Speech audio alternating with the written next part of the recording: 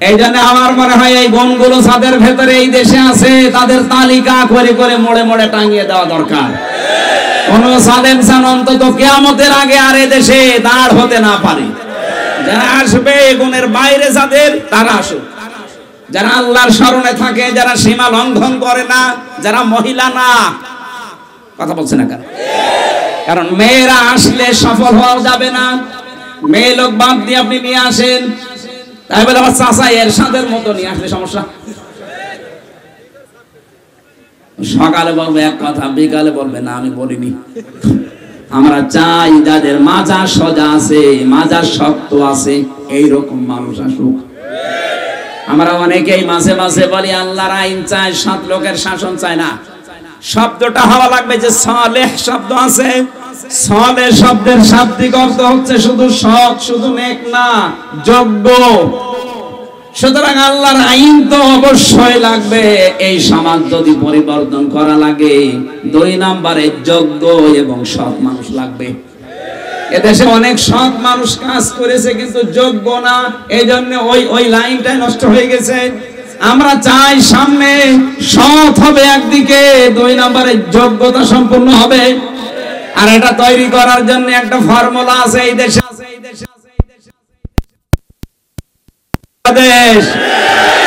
আপনি ভুল প্রমাণ করেন, আমি আপনাকে একেবারে মিলিয়ে দিচ্ছি, যোগ্যতা সম্পন্ন বানিয়ে তুলবে আপনাকে। আমার মনে হয় ছোটবেলা থেকে কেউ যদি শুরু করেন, আপনার বিশ্ববিদ্যালয়ে অনার্স মাস্টার্সে 6 বছর লাগে, 6টা বছর আপনি এই সংগঠনে কাজ করেন, আপনি মনে হবে যে বিশ্ববিদ্যালয়ে পাশ করে আসবেন। জীবন পাল্টিয়ে যাবে পুরা, আপনি কন্ট্রোল হয়ে যাবেন নিজের প্রতি। গোপন যে অপরাধগুলো আছে আপনার বিবেকের তাড়নায় আপনি ছেড়ে দেবেন। শপথ নেওয়ার আগ পর্যন্ত আমার অনেক কিছু উল্টা পাল্টা আমি দেখেছি, এরপরে আমার নিজের জীবন আমারে কন্ট্রোল করে দিয়েছে। আমি চাই আপনিও আসেন, আপনাকে বিশ্ববিদ্যালয়ে পড়িয়ে নিয়ে আসব। কারণ আমাকে যোগ্যতা সম্পন্ন হতে হবে। যোগ্যতা সম্পন্ন না হলে আমার আল্লাহ জীবনে ওই জায়গা আমারে দেবে না। আমি একজন ভাইকে পাঠালাম, জসিম ভাই আছে পাশে, বললাম ভাই আপনি যান তো মাছ কিনে নিয়ে আসেন। যে দেখে ইলিশ মাছ আছে পচা, কি দোকানদারকে বলছে আমার কাছে 2000 টাকা আছে, আমির হামজা পাঠিয়েছে। দোকানদার নাম শুনে বলছে ঠিক আছে 2000 টাকা দিলেই হবে, যদিও আমি এটা 3000 করে বেচছি। পচা মাছ 2000 টাকায় দাম দর করে শেষে আরো 200 টাকা কমিয়েছে। 1800 টাকায় মাছ নিয়ে 2000 টাকার নাম করে আমারে বলছে দোকানদারের আপনার নাম বলার কারণে উনি একটু কম নিয়েছে, অথচ দাম নিয়েছে 1800 টাকা। এখন ওই মাছ নিয়ে আসলে পুরা মাছটাই লস। কথা বলছে না কেন? যে লোককে পাঠিয়েছিলাম ওনার মাথার স্ক্রু হালকা ঢিলা, এই জন্য এইরকম মাছ নিয়েছে। 1800 টাকার 1800 টাকায় আমার মনে হয় পানিতে ফেলা, যদিও 200 টাকাও মারিং কাটিং করিস। আর একজনকে পাঠালাম, সে এত চালাকি করতে গিয়ে 2000 টাকার জায়গায় ওই 1000 টাকার মাছ কিনেছে আর 1000 টাকা গায়েব করে দিয়েছে। আমার এসে বলছে দাম অনেক ছিল, আমার জন্য আর আপনার নামের কারণে কমিয়েছে। এখন বলেন তো আগের যেটারে পাঠিয়েছিলাম ওই লোকটার কাছে আমার মাছটা যা ছিল তো পুরাটাই পানিতে ফেলা লেগেছে। কথা বলেন না কেন? ওর যোগ্যতা ছিল না মাছ কিনা, চিনি কিনা, কিন্তু আর পরের যাকে চালাক মনে করে পাঠিয়েছি উনিও মাছ কিনেছিলেন, কিন্তু 1000 টাকা মারিং কাটিং করেছে। বাকি যাই কিনেছে অন্তত মাছটা খারাপ না, খাওয়া যাবে। আমরা এখনো পর্যন্ত 2000 টাকার মাছ 2000 টাকায় যেন কিনে পুরাটা কাজে লাগানো যায়, এই যোগ্যতা সম্পন্ন হতে পারিনি। এই জন্য আল্লাহ এখনো আমাদেরকে এই দেশটা হাতে দেয়নি। দিয়েছিল ওই লোকটাকে, যে লোকটা 1000 টাকা মারিং কাটিং করে আর 1000 টাকার মাছ কিনতে পারে। আমরা ওই রকম চাই না, আমরা চাই এমন মানুষ যে 2000 টাকায় কাজে লাগাতে পারে। এই জন্য আমরা শুধু আল্লাহর আইন দিয়ে হবে না, আইনের পাশাপাশি সৎ এবং যোগ্য হওয়া লাগবে। কথা বলে না কেন? আল্লাহ এরকম নেতৃত্ব যেন আমাদের সামনে এনে দেন, বলেন আমিন। কোরআনে কারীম থেকে আমরা মাত্র একটা আয়াত পড়েছি, বিশ্ব নবীর লক্ষ লক্ষ হাদিস থেকে একটা হাদিসের 5 ভাগের 1 ভাগ পড়েছি। আমার যতটুকু আয়াতের উপরে আল্লাহ জ্ঞান দিয়েছে, আধা ঘন্টা 1 ঘন্টা না, আমার সারা জীবনের ভেতরে কথা আছে, এত কথা লুকানো। সবচাইতে মেন কথা এখানে আমাদের এই দেশে বেশিরভাগ আমরা দিন মনে করি যাকে, দিন মানে অধিকাংশ মানুষ দিন কি ধর্ম, দিন কি, অথচ 19টা অর্থ পেয়েছি আমি দিন শব্দের, একটাও দিন মানে ধর্ম লেখা নেই। এর আসল যে অর্থগুলো আছে ওইগুলো আমরা অনেকে জানি না। দিনের প্রথম অর্থ আছে কোরআনে, দিন মানে বিচার। দিন মানে কি? প্রতিদিন আপনার মুখ দিয়ে এই কথা কিন্তু আল্লাহ বের করে নেয়, মালিক ইয়াউমিদ্দিন। আল্লাহ মালিক, কিন্তু বিচার দিনের। কোন দিনের? তাহলে দিন মানে ধর্ম না, দিন মানে বিচার দিন। এটা যারা বিশ্বাস করে যে বিচার দিন একটা আছে, আমার কিন্তু বিচার করা হবে ওই দিন, ওর জীবন পাল্টাতে আর কিচ্ছু লাগবে না। এক কথা বলো না কেন? 15.5 বছরে যারা 36,000 32,000 কোটি টাকা মারিং কাটিং করেছে, এক একজন 75,000 কোটি টাকা মারিং কাটিং করেছে ইসলামী ব্যাংক থেকে। এই মানুষগুলো দিন মানে ধর্ম বিশ্বাস করে, দিন মানে কিয়ামতের দিন, এটা তারা বিশ্বাস করে না। যদি বিশ্বাস করতো যে কিয়ামতের দিন জবাব দেওয়া লাগবে আমারে আল্লাহর সামনে দাঁড়িয়ে, ওর জীবন পাল্টিয়ে যেত। মেয়ের ফ্রিজ কেনার জন্য 2.5 লাখ টাকা খরচ করেন, অথচ পাশের বাড়ির সলিমদ্দির ছেলে পরীক্ষা দিতে পারে না, সেখানে 5,000 টাকা দিতে রাজি না। ও যদি কিয়ামতে বিশ্বাস করতো, 2.5 লাখ টাকা দিয়ে ফ্রিজ না কিনে এর 10,000 টাকা 5,000 টাকা ছেলের পেছনে খরচ করতো। হযরত আবু বকর সিদ্দিকের জীবন পড়েছিলাম, তিনি রাষ্ট্র ক্ষমতায় আছেন। তার সন্তান এসে বলে, বাবা আমি পায়েস খেতে চাই। মাকে বলো, মা বলছে না ওরকম পরিবেশ নেই। স্বামীকে বলার পরে হযরত আবু বকর বললেন, দেখো আমার তো ওই পরিবেশ নেই, আমি একটু বাইতুল মালে যাই।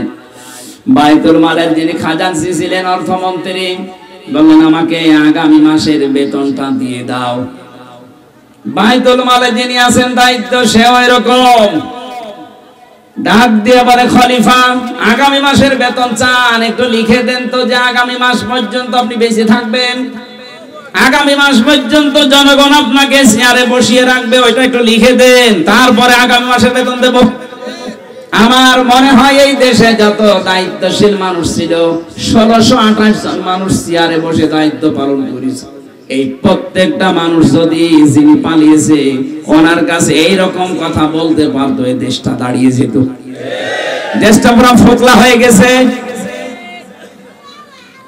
বাড়িতে আসার পরে বললেন, স্ত্রী সম্ভব না, আমার ওরা গ্যারান্টি চাই জনগণ আমাকে 1 মাস রাখবে কিনা, এমন কি আমার কি আগামী 1 মাস হায়াত আছে এটা আমাকে লিখে দিতে বলে, আমার তো কোনো গ্যারান্টি নেই, আমি লিখে দেব কি? স্ত্রী বহু কষ্ট করে খাবারের কিছু অংশ বাঁচিয়ে 2 কেজি মতো আটা বিক্রি করে ওইটা দিয়ে উনি 15 দিন পরে পায়েস বানিয়েছে। সন্তানকে দিয়েছে খাবার খেতে, স্বামীকে ডাক দিয়েছে। হযরতে আবু বকর সঙ্গে সঙ্গে বললেন, তাড়াতাড়ি খেয়ে নাও। কি করে এটা পেলে? এইভাবে করেছি। অর্থমন্ত্রীর কাছে গিয়ে বললেন, দেখেন আগামী মাস থেকে আমার যে 10,000 টাকা মনে করেন আমাকে দেওয়া হয় ভাতা, 1,000 টাকা করে কম দেবেন। আমি যা দেখলাম যে 1,000 টাকা কম হলো আমার সংসার চলে। আমাদের দেশে যারা দায়িত্বে ছিল, আপনি রাগ করবেন না, একটু মিলান তো।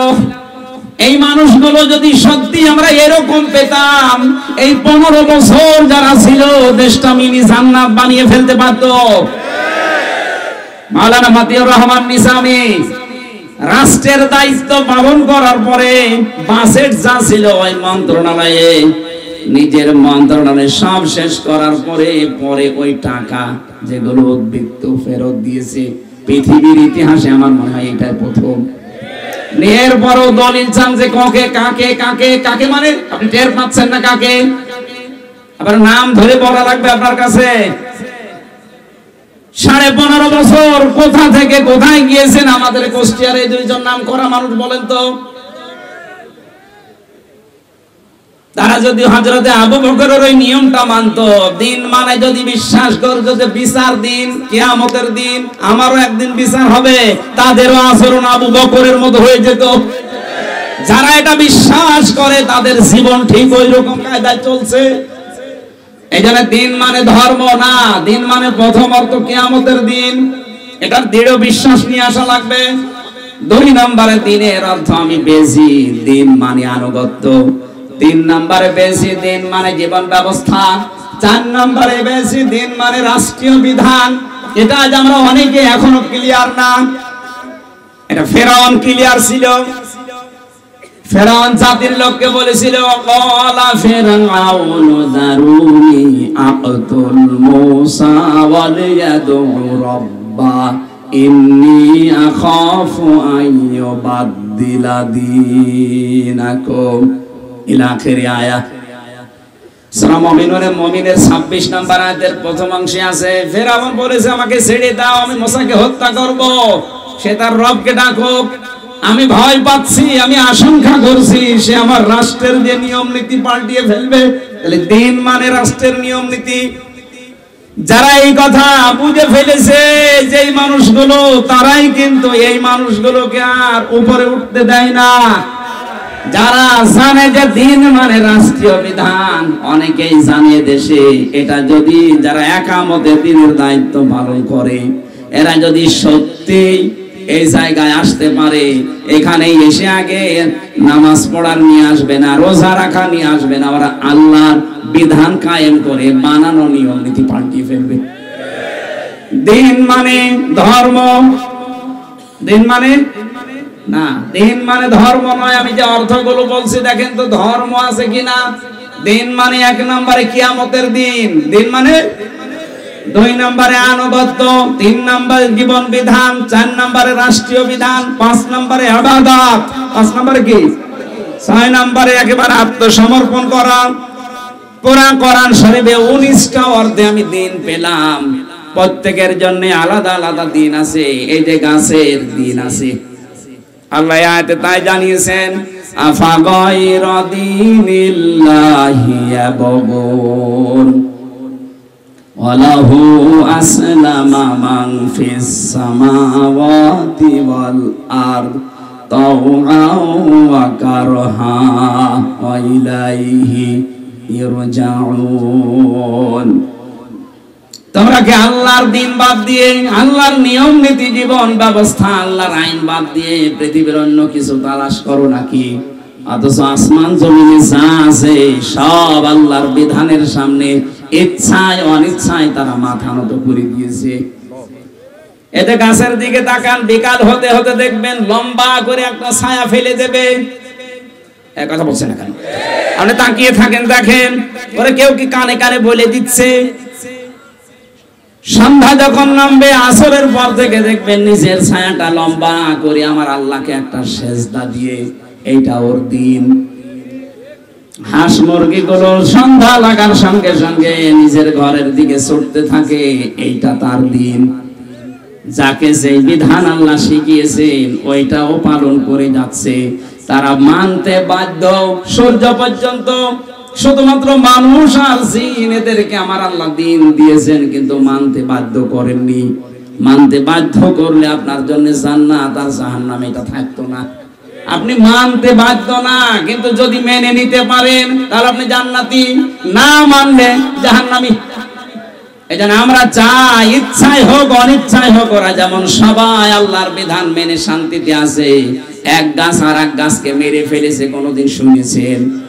আমরা যদি আল্লাহর দিন ওদের মতো মেনে নিতে পারি, আমাদের দ্বারাও দুনিয়ার কেউ আক্রান্ত হবে না, উপকৃত হবে। সামনে আসরের নামাজ গুরুত্বপূর্ণ, 40 বাজে, আমার মনে হয় ঠিক হবে না। আসরের নামাজটা আগে শেষ করি।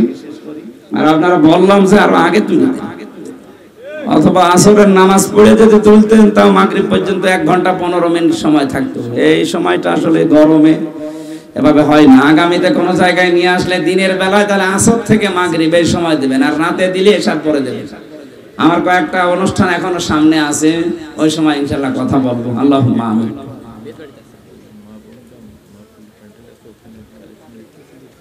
সম্মানিত মা বোনেরা, দোষ করলে আমার 3 বছর জেল খাটালি বিনা কারণে, আর কাবা শরীফ ধরে তওবা করলে হবে। মাফ চাওয়া লাগবে আগে আমার কাছে, আমার স্ত্রীর কাছে, আমার মা বাবার কাছে, আমার ওই 2টা সন্তানের কাছে, কারণ সব চাইতে বেশি কষ্ট পেয়েছে তারা। এখন হবে না কেন? এই যে বাস্তবতা আমরা বুঝছি না। মাফ চাই একজনের কাছে, অথচ অপরাধ করেছি আর একজনের কাছে না, আপনার মাফ হবে না। আপনি যত আস্তাগফিরুল্লাহ পড়েন, উনি সারা রাত মানুষের অধিকার গুলো নষ্ট করে এখন ওযু করে গোসল করে নামাজ পড়ছে। ওর নামাজ কিয়ামত পর্যন্ত পড়লেও কবুল হবে না।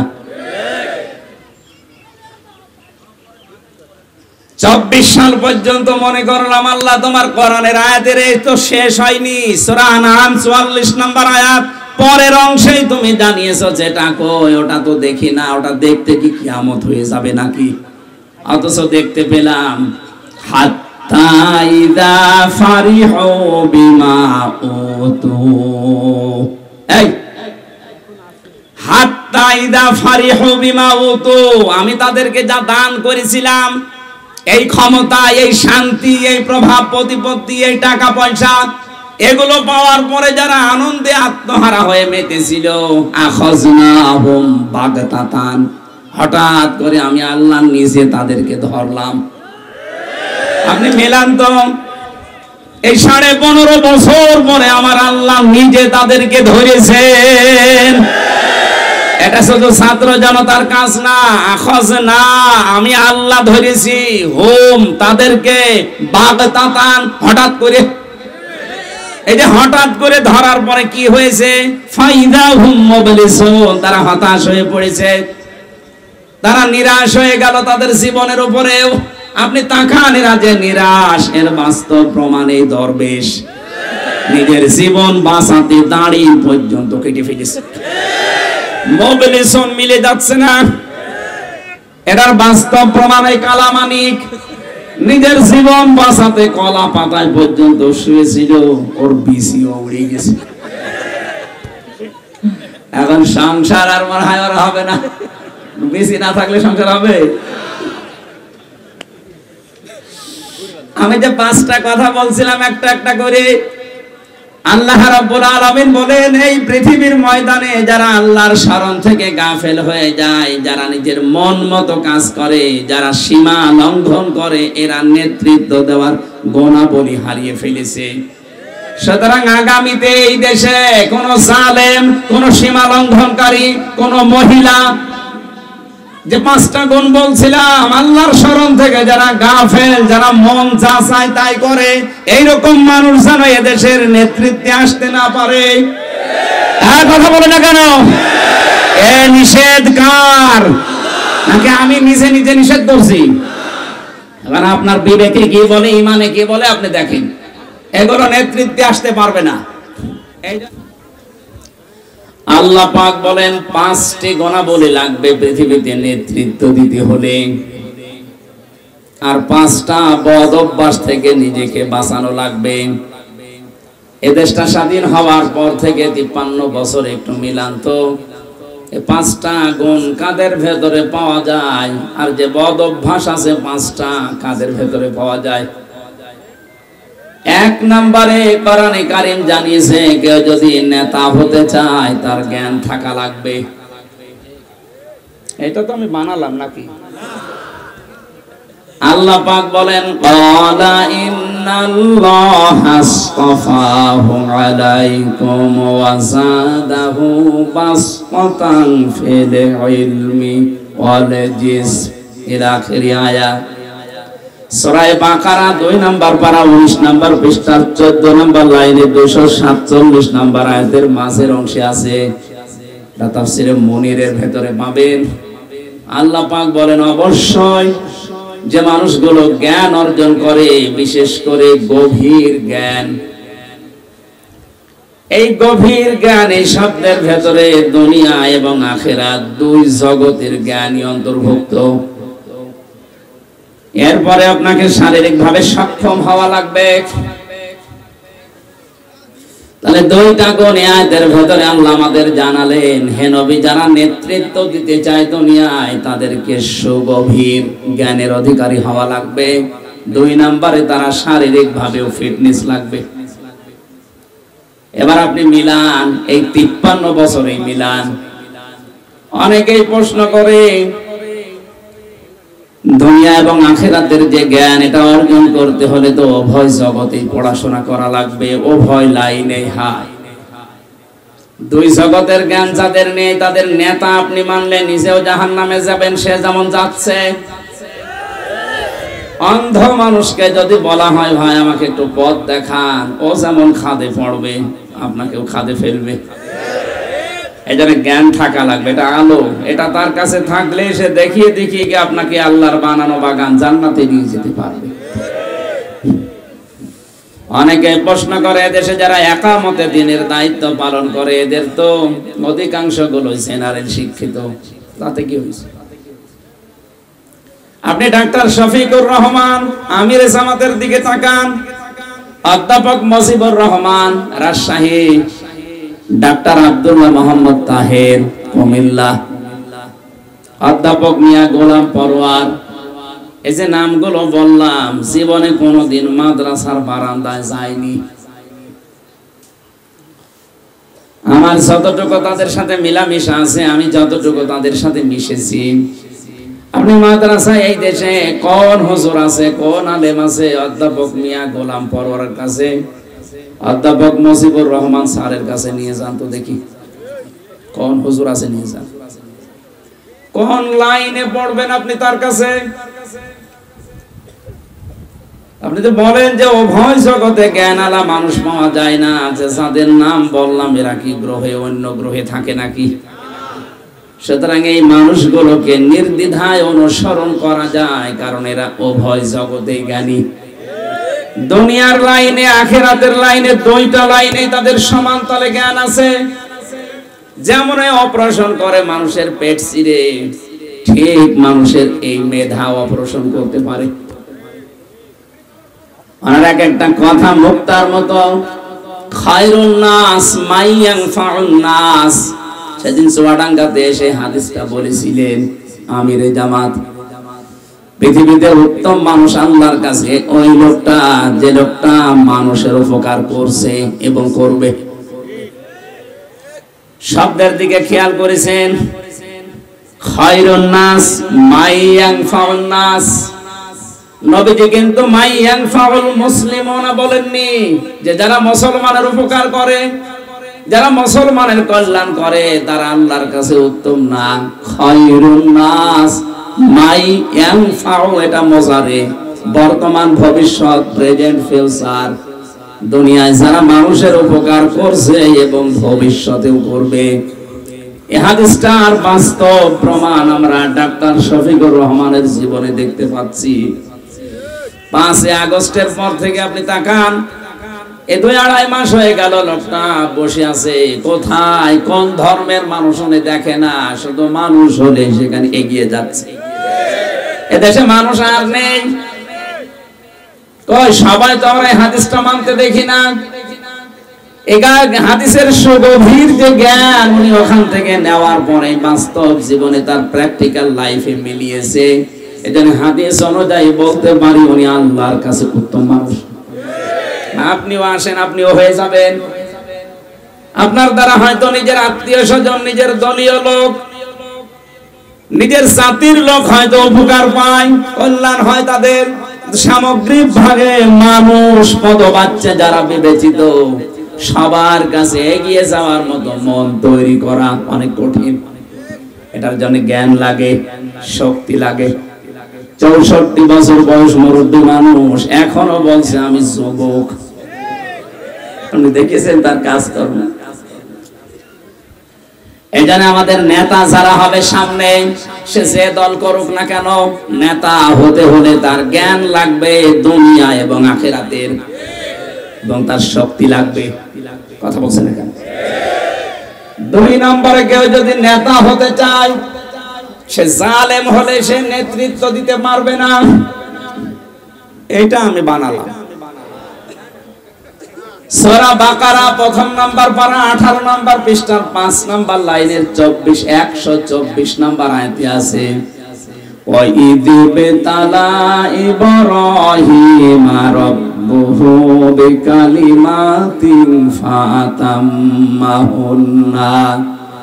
আল্লাহ পাক বলেন, আমি ইব্রাহিমকে বহু কালেমার দ্বারা পরীক্ষা করেছিলাম। যত বিষয়ে দুনিয়া পরীক্ষা নিয়েছি, প্রতিটা পরীক্ষায় তিনি উত্তীর্ণ হয়েছেন। ইব্রাহিম আলাইহিস সালাম কে জানো?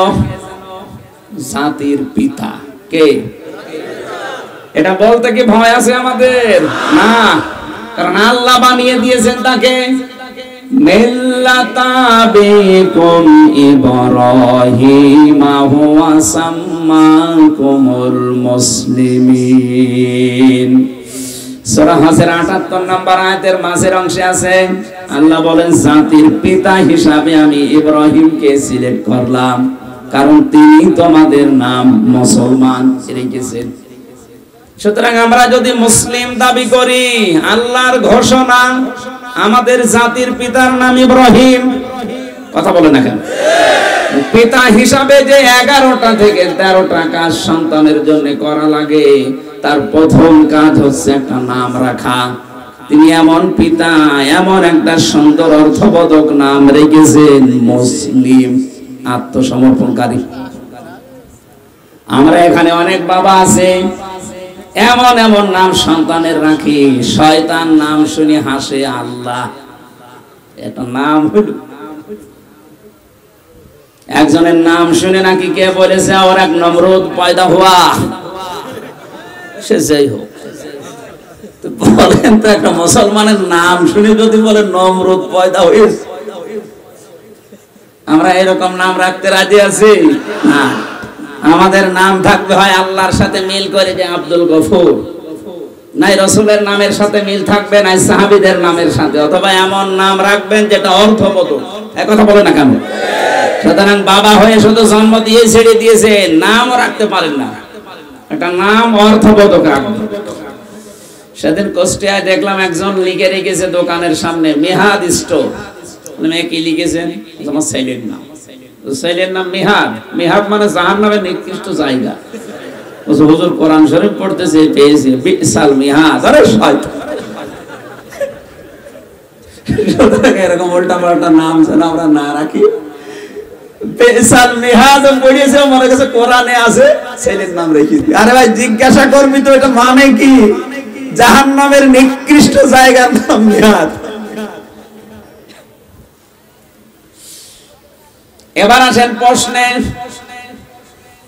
আমরা যাদেরকে বিশেষ করে বাঙালি জাতির পিতা বলে ঘোষণা দিয়েছি, শব্দটা আপনি ঠিক রাখেন।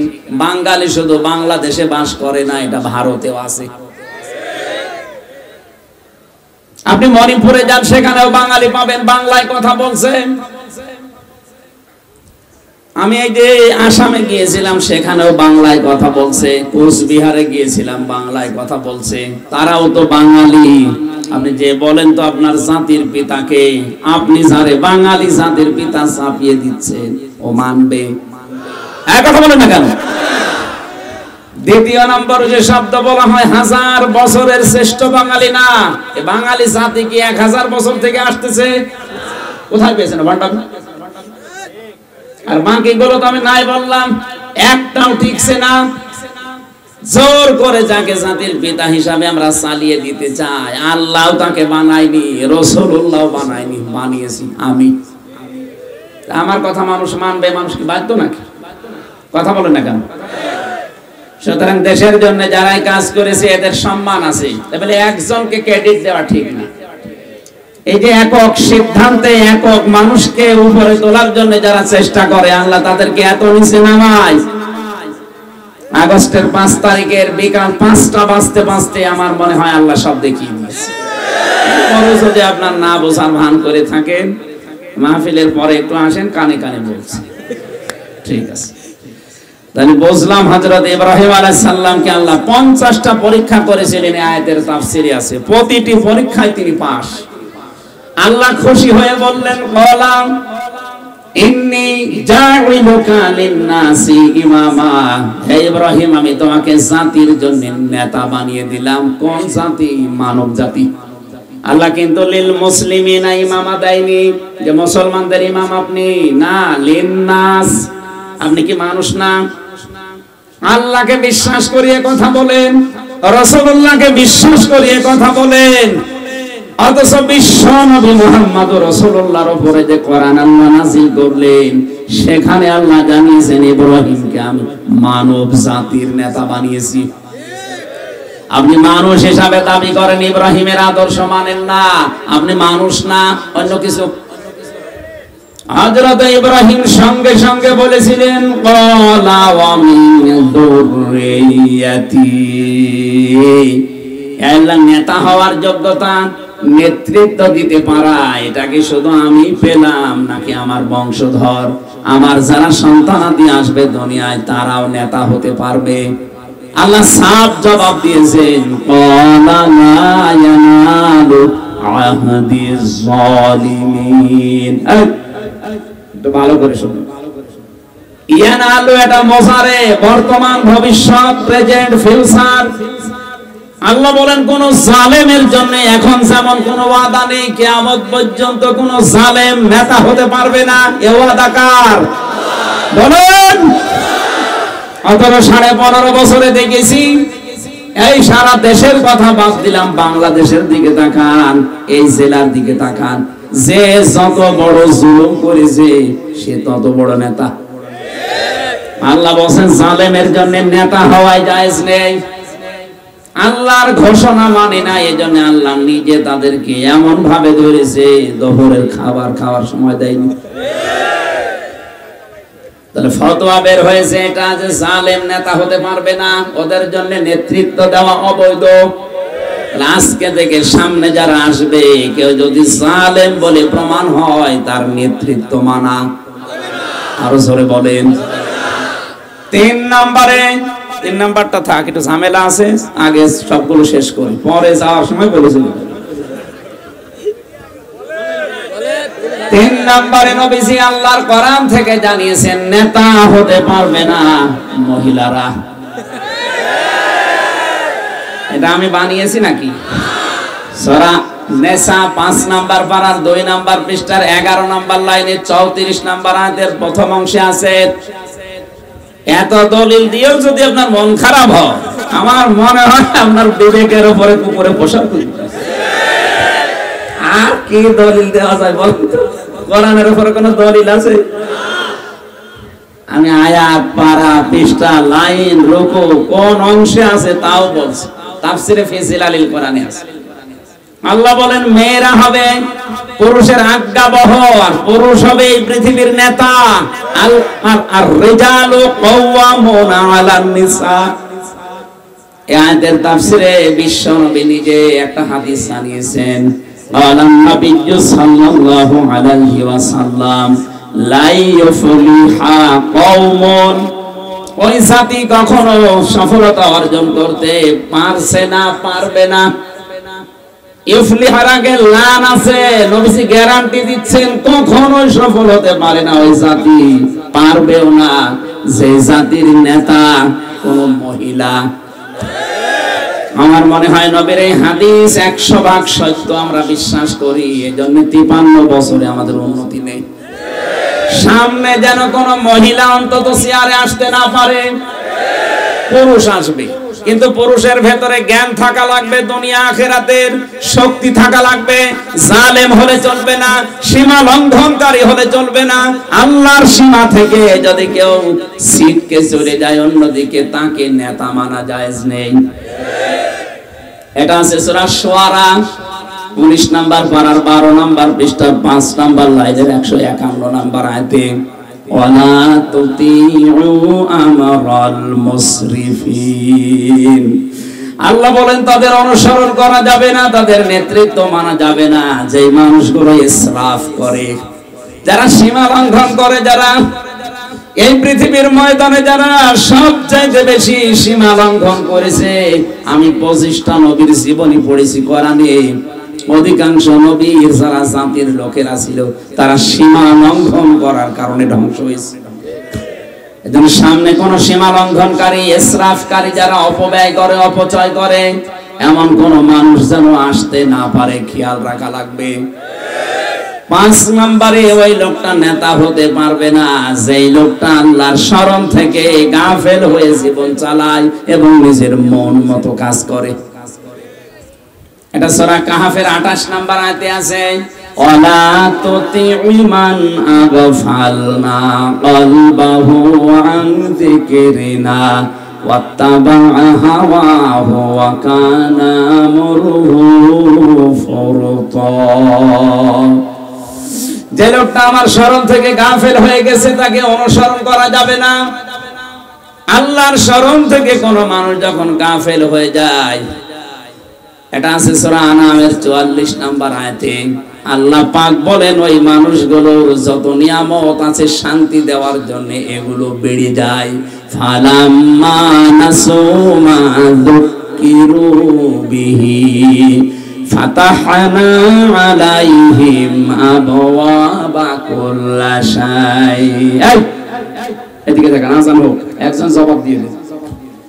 যখন আল্লাহর ভাষা মানুষ ভুলে যায়, আল্লাহর আইনের কথা, আল্লাহর বিধানের কথা মানুষ ভুলে যায়, তখন ওই জাতির জন্য যত নিয়ামত আছে, লক্ষ্য করে, ফাতাহনা, আমি আল্লাহ নিজে খুলে দেই, আলাইহিম, তাদের উপরে, আবওয়াবা কুল্লা শাই, বাবের বহুবচন আবওয়াব, যত রকমের শান্তির দরজা আছে সব তাদের জন্য খুলে দেই। খোলেন কে? আরো জোরে বলেন। আপনি আয়াতটা বাস্তবে মিলান বাংলাদেশের সাথে। 1500 বছর আগে নাজিল হওয়া, অথচ মনে হচ্ছে 2024 সালের 5 আগস্টে নাজিল হয়েছে। হ্যাঁ, আল্লাহ বলেন যারা আমার আইন ভুলে যায়, তাদেরকে নিয়ামত দিয়ে আমি ভরপুর করে দেই। তাদের ক্ষমতা, পাওয়ার, প্রভাব, প্রতিপত্তি, টাকা পয়সা, কোনো কিছুর অভাব রাখি না। আপনি মিলান তো, 2006 সালের এই অক্টোবর মাসে, 28 অক্টোবর, জসিম ভাইকে যেভাবে পিটিয়ে রাজপথে হত্যা করার পর তার লাশের উপরে ড্যান্স দিয়েছে, দেখেননি দুনিয়ায়? এটা দেখার পরে ওই সময় মনে হয়েছিল কি মানুষ। আমি একবার সিরাজগঞ্জ থেকে আসছিলাম, তখন বাসে চলাফেরা করতাম, বাসের ড্রাইভারের পেছনে আছি। ড্রাইভার সাহেব মাঝখানে দেখলাম একটা কুকুর পড়ে আছে, চালিয়ে দিল না, বাম দিয়ে দিল, গাড়ি একটু ঝাঁকি দিয়েছে। বললাম ভাই আপনি এমন করলেন, এখনই তো অ্যাক্সিডেন্ট হয়ে যেত। আমারে বলছে হুজুর দেখেন না একটা মরা কুকুর পড়ে আছে, আমি ডবল করে মারবো, আমার বিবেক নেই? আমার তো মরা কুকুর, মারলেই কি আর না মারলেই কেউ কিছু টের পাবে? আমার দিকে ড্রাইভার ঘুরে বলছে হুজুর আপনি কি আসলে হুজুর? আপনি কেমন হুজুর? আপনি দেখছেন একটা মরা কুকুর পড়ে আছে, আমি ডবল করে গাড়ি চাকা চালাবো, আমার বিবেক নেই? না, এই কথা শোনার জন্য আমি ছিলাম। একটা মরা জিনিস পড়ে আছে, তাও নিকৃষ্ট। দুনিয়ায় 2টা পশু নিকৃষ্ট, একটা কুকুর আর একটা শুকুর। এইটার উপরে আপনি ডবল করে চাকা চালিয়ে দিলেন না, আপনার বিবেকে বাধা দেয়। অথচ একটা মানুষের কথা, এই লক্ষ্মী বইটা নিয়ে সারা দেশ থেকে মানুষ পাগলের মতো ছুটে গেছে ঢাকায়। জসিম ভাইয়ের মতো মানুষকে পিটিয়ে হত্যা করার পরে ছেড়ে দেয়নি, লাশের উপরে ড্যান্স দিয়েছে। এদেরকে কি মানুষ বলা যায়? এত বড় নৃশংস কাজ করার পরে মনে করলাম আল্লাহ তোমার সূরা আনামের 44 নম্বর আয়াত, তার মানে না, পুরা উল্টিয়ে গেছে। 2 বছর পরে দেখে আল্লাহ তাদেরই শান্তির জন্য ক্ষমতা দিয়ে দিল, প্রভাব, প্রতিপত্তি, টাকা পয়সা যা লাগে আল্লাহ সব খুলে দিয়েছে। এই যে ফাতাহনা আলাইহিম আবওয়াবা কুল্লা শাই, যত দরজা আছে সব আমি খুলে দিলাম তাদের জন্য। মনে করলাম আল্লাহ তোমার এই কথা এ পর্যন্ত আমি মেনে নিলাম, যারা তোমার আইন ভুলে যায়, তোমার কথা ভুলে যায়, তাদেরকে তুমি নিয়ামত ভরপুর করে দাও, দিয়েছো। এটা তো বেশি দিন থাকার কথা না। 13 সালে মনে করলাম পড়ে যাবে, না টিকে গেল। 18 সালে মনে করলাম পড়ে যাবে, ও আল্লাহ না, তাও টিকে গেল। 24 সালে মনে করেছিলাম পড়ে যাবে, দেখলাম না, দিনের ভর রাতে করে ফিরেছি। আমার সাথে যে ওসি সাহেব ছিল জেলখানায়, বাড়ি ওনার ঝিনাইদহ জেলায়, থাকে যশোরে, এলাকায় নানির বাড়ি, আমি নাম নিলাম না। আমারে বলছে, হুজুর আপনি আমার নানির এলাকার মানুষ, এই যে ভোট হয়ে গেল, এই ভোটে আমি দায়িত্বে ছিলাম, একেবারে রাত 12টা থেকে ফজরের আজান পর্যন্ত পুরা ভোট আমার লোকজন দিয়ে আমি শুরু করলাম আল্লাহর নাম নিয়ে মারা। পুরাটা শেষ করে ফজরের আজানের একটু আগে গোসল করলাম, ওযু করার পরে নামাজে দাঁড়ালাম। কেন? যা করেছি আল্লাহ যেন মাফ করে দেয়। এই দেখেন কোরআন শরীফ আমার সামনে, উনি যা বলেছে আমার এই ফাঁসির কন্ডেম সেলের ভেতরে, আমি ওইটাই বললাম। উনি মনে মনে করছে সারা রাত যা করেছি বিবেক তো মেনে নিচ্ছে না, এখন একটু নামাজ কালাম পড়ি, তওবা করি। এই তওবা হবে না। এখানে একটা সূক্ষ্ম কথা বলা দরকার। অনেকেই মনে করেন আস্তাগফিরুল্লাহ রাব্বি মিন কুল্লি যামবি ওয়া তুবু ইলাইহি, পড়লাম আর তওবা হয়ে গেল। এটা একটা তওবার বাক্য। কোন মানুষ যদি তওবা করতে হয়, অপরাধ করেছেন যার কাছে, তার কাছে স্বীকার করা লাগবে। দেই তওবা বাংলাদেশে হয় না, অপরাধ করেছে আমার কাছে, আর কাবা শরীফে যে মাফ চাচ্ছে আল্লাহর কাছে। এই তুই কি আল্লাহর কাছে অপরাধ করিস?